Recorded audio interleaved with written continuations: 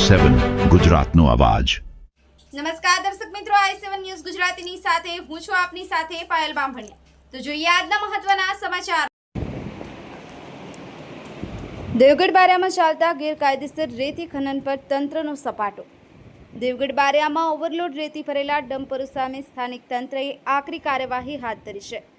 પ્રાંત અધિકારી અને મામલતદારની સંયુક્ત ટીમે કામગીરી કરી અને ઓવરલોડ તેમજ શંકાસ્પદ રેતી ભરેલા અનેક ડમ્પરોને ઝડપી કાયદેસરની કાર્યવાહી કરી હતી।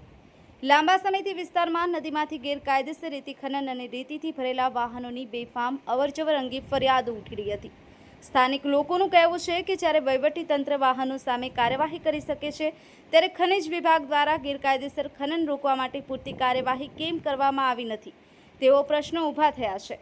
બીજી તરફ સ્થાનિકોએ માંગ કરી છે કે માત્ર ડમ્પરો પકડવાથી સમસ્યાનો ઉકેલ નહીં આવે, પરંતુ નદી પટ્ટાઓમાં ચાલતા રહેલા ગેરકાયદેસર રેતી ખનન પર પણ કડક કાર્યવાહી થવી જોઈએ। Mohanbhai Vankar, i7 news Gujarati, Devgadh Bariya.